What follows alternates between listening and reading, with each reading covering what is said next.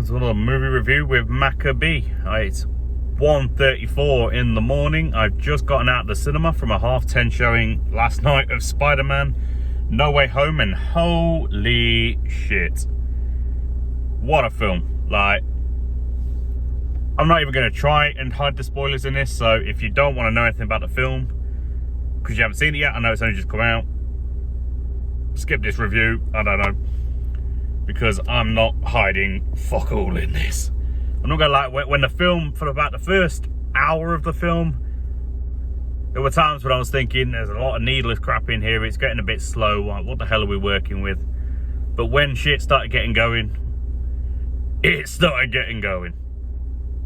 Okay, so a lot of the things that were good with this film were ruined in the trailer, and when I say ruined, I just mean the usual thing of they showed the best stuff, you know, all the, well, not all, but some of the best introductions for the bad guys and things that were happening. There's a lot of conspiracy theories, or at least were conspiracy theories now the film's out, about, you know, who was going to show up, who was going to die, who was going to live, how things were going to happen, whatnot.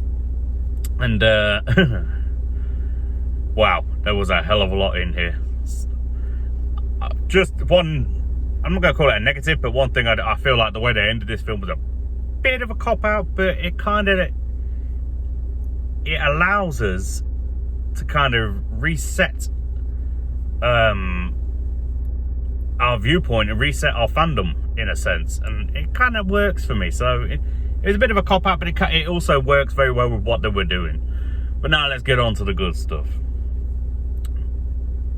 Like, bringing in Doc Ock, he was fantastic. I mean, we got just as much magnetism and just as much of a commitment to the role as we did when Alfred Molina originally played him.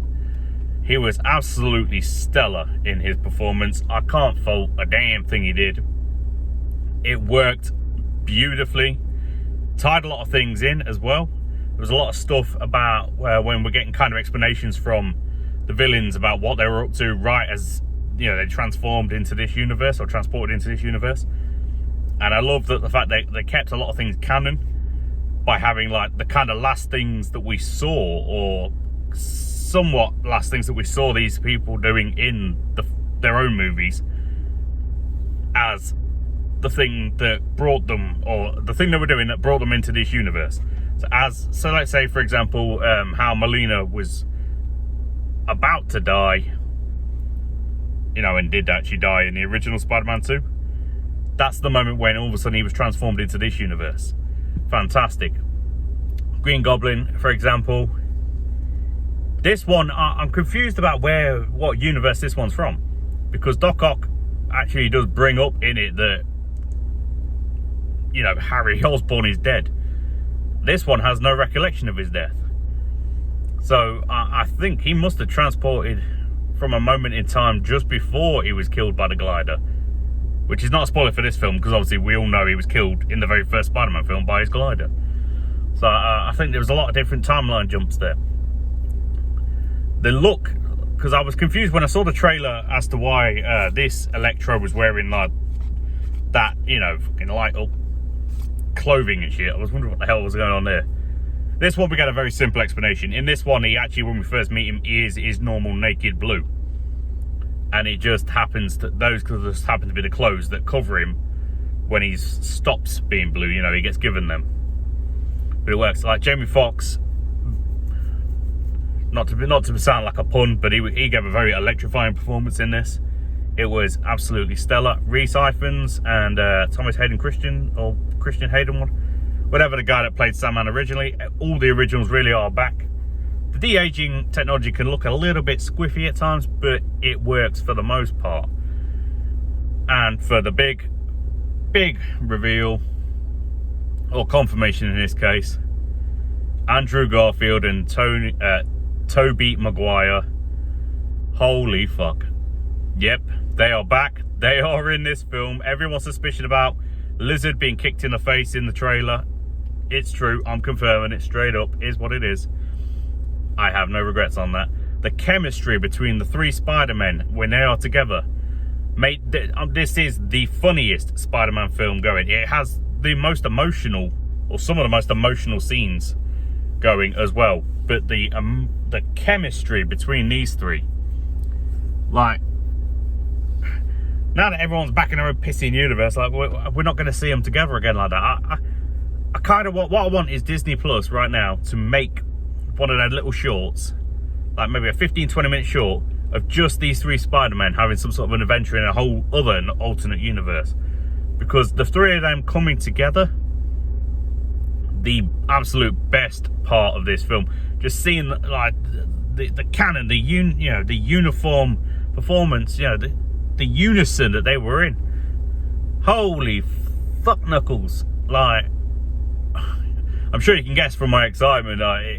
It started out being an if kind of film for me, but it made its way to be stellar. I don't know if it's my top Spider-Man film, because Far From Home really was stellar for me. It was an absolutely fantastic film, but I'll tell you, this one's hitting good.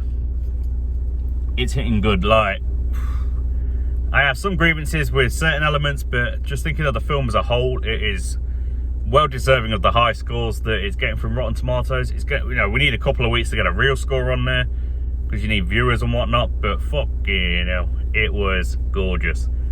It worked beautifully. Wow. And like the end credit scenes as well, there were two. The first one and the second, actually, they're called end credit scenes, so I'm just going to ruin these for you as well. The first one, a bit if and if for me. It was Tom Hardy and Venom. Now, we don't see Venom in it, but obviously we hear his voice and stuff. Basically, it shows at the end of the second Venom film, we all saw that Tom Hardy transported somewhere, and he wasn't sure what the fuck was happening. And then we see the Spider-Man thing. In this one, basically, we see the end of that when he gets transported back, and he leaves a blob, or without realizing, he leaves a blob of the symbiote behind. That's obviously how we're going to get the introduction of Venom in this universe. It does leave me with the question, though, will Tom Hardy actually be playing Venom in that one? Because now that he's been transformed back to his own universe, and it's literally just a bit of symbiote left behind, is this, we're going to have a different Eddie Brock for the, the Tom Holland universe? Like, I don't know. I just don't know what the fuck to go with there. It's crazy. It is. I have no idea. Right, and that was that. So that one kind of started and ended its own thing between the two films. It was a bit if and if, but what can you do? Second is the second end credit was actually a first look teaser trailer feature footage kind of thing for the new Doctor Strange. And I'm not gonna lie, it looks mental. It looks like it's gonna be a hell of a fucking film. Like we see Wanda, Wanda Maximoff, or Scarlet Witch, whatever you want to call her.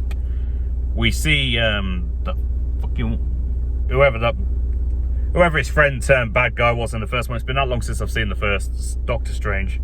I've forgotten his pissing name now. We all know who I'm on about, though.